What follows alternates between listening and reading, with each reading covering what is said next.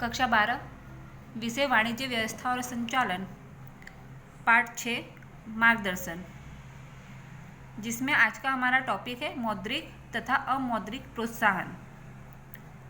तो सबसे पहले प्रोत्साहन के बारे में बताया गया है।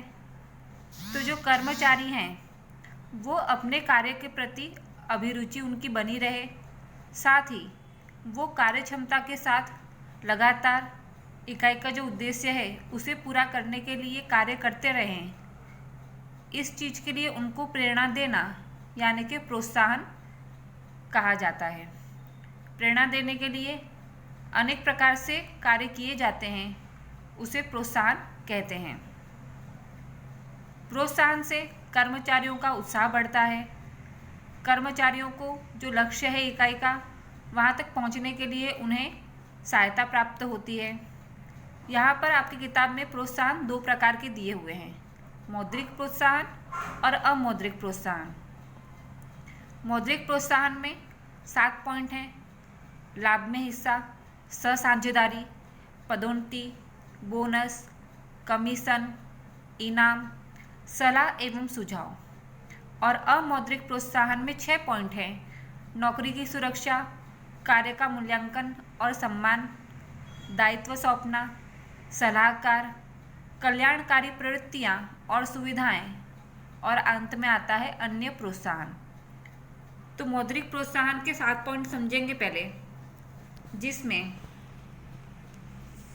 सबसे पहला है लाभ में हिस्सा।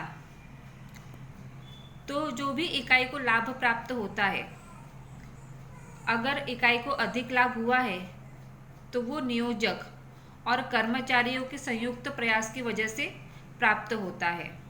सिर्फ संचालक ने जो आयोजन कर दिया उसी से नहीं, लेकिन कर्मचारियों ने अपनी कार्य क्षमता से काम किया, इसलिए इकाई को अधिक लाभ प्राप्त हुआ है।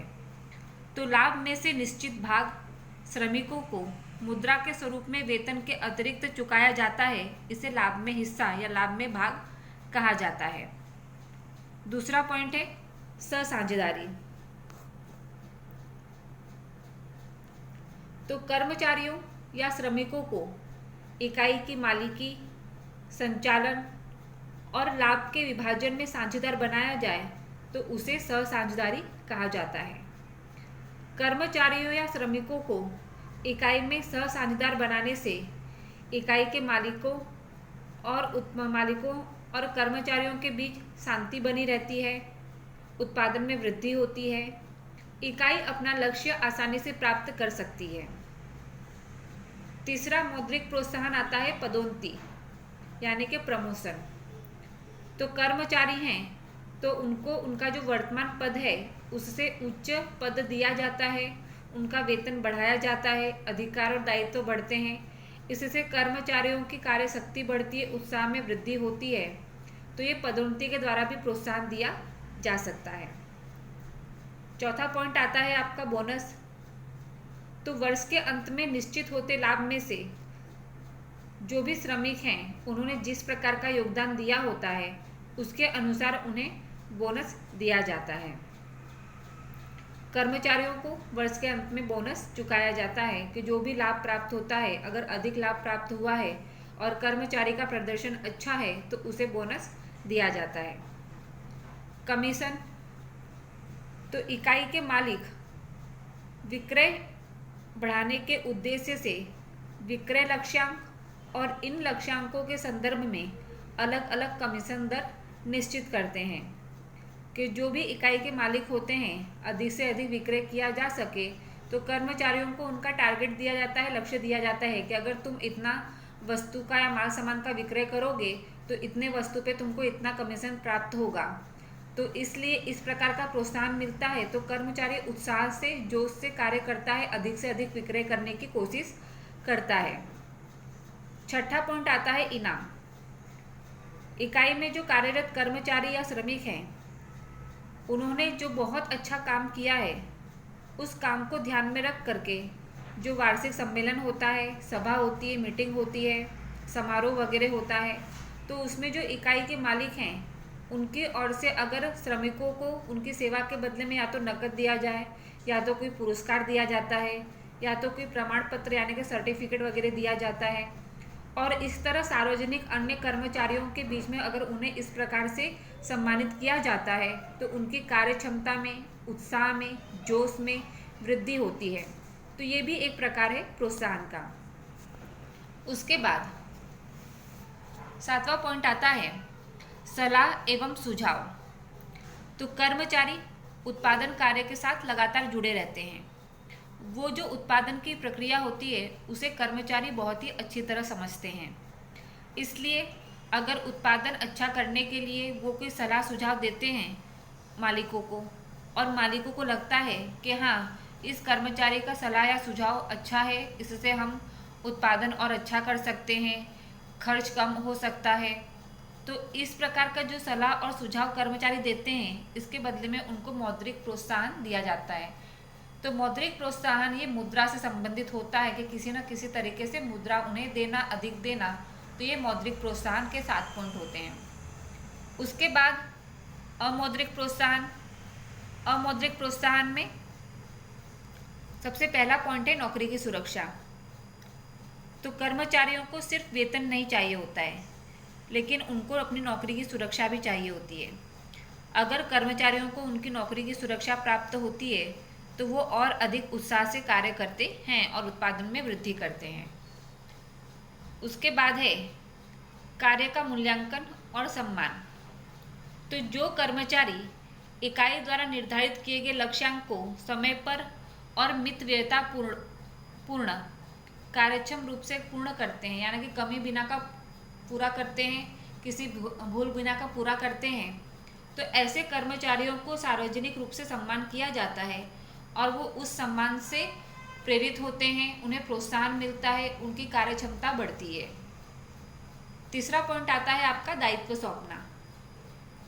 कर्मचारियों को कार्य के लिए प्रोत्साहित करने के लिए अधिकारियों द्वारा या अधीनस्थों या कर्मचारियों को प्रशिक्षण और मार्गदर्शन देने का विशेष दायित्व सौंपा जाता है। दायित्व सौंपने से कर्मचारियों के विश्वास में वृद्धि होती है और वो अधिक कार्य करने के लिए उन्हें प्रेरणा प्राप्त होती है। चौथा पॉइंट आता है परामर्शदाता यानी कि सलाहकार। जब कर्मचारी लगातार लंबे समय तक इकाई में टिक कर के काम करते हैं तो उन्हें उस कार्य के संबंध में, उस इकाई के संबंध में संपूर्ण जानकारी प्राप्त हो जाती है। तो ऐसे कर्मचारियों जो भी नीति निर्माण के लिए सलाह देते हैं, अगर मालिक उनकी सलाह सुनते हैं, उसको लागू करते हैं, तो कर्मचारियों को आत्मसम्मान की भावना उत्पन्न होती है, उनकी कार्य क्षमता बढ़ती है और वो प्रोत्साहित होते हैं। 5वां पॉइंट आता है कल्याणकारी प्रवृत्तियां और सुविधाएं। कर्मचारी जो भी कार्य करते हैं, अगर उनके लिए किसी प्रकार की प्रवृत्ति की जाती है तो वो उत्साह में उनकी वृद्धि होती है, प्रोत्साहन उन्हें प्राप्त होता है। जैसे है कि कर्मचारियों को वेतन के अलावा उन्हें स्वास्थ्य सेवा दी जाए, सस्ती कैंटीन की सुविधा दी जाए, पुस्तकालय की सुविधा दी जाए, वेतन सहित का अवकाश दिया जाए कि किसी कारणवश अगर वो छुट्टी ले रहे हैं तो उनका वेतन न काटा जाए। तो ये सारी चीज़ें इस प्रकार की है जिससे कर्मचारियों के उत्साह में वृद्धि होती है, कार्य क्षमता में वृद्धि होती है और वो प्रोत्साहित होते हैं। और आखिरी में आपका अमौद्रिक प्रोत्साहन में 6ठा पॉइंट आता है अन्य प्रोत्साहन। अन्य प्रोत्साहन में जो उपयुक्त प्रोत्साहन दिए हैं, इसके अलावा कर्मचारियों को कार्य के लिए प्रोत्साहित करने के लिए दूसरे भी तरीके होते हैं, अन्य प्रोत्साहन भी दिए जा सकते हैं, जिसमें है आवास की सुविधा देना, कि मतलब घर वगैरह की सुविधा देना, जीवन बीमा की सेवा देना, जो कर्मचारी हैं उनके बच्चों के लिए फीस की शिक्षा की व्यवस्था करना, घर से इकाई तक कंपनी तक आने जाने के लिए परिवहन की सुविधा देना। तो ये अन्य प्रोत्साहन में आता है कि इन प्रोत्साहनों से भी आकर्षित हो करके कर्मचारी अपनी कार्य क्षमता बढ़ाने की कोशिश करता है, इकाई का लक्ष्य पूरा करने की कोशिश करता है, इकाई को अधिक से अधिक लाभ प्राप्त हो, ये अपना वो पूर्ण प्रयास करता है। तो ये 2 प्रोत्साहन है, मौद्रिक प्रोत्साहन और अमौद्रिक प्रोत्साहन।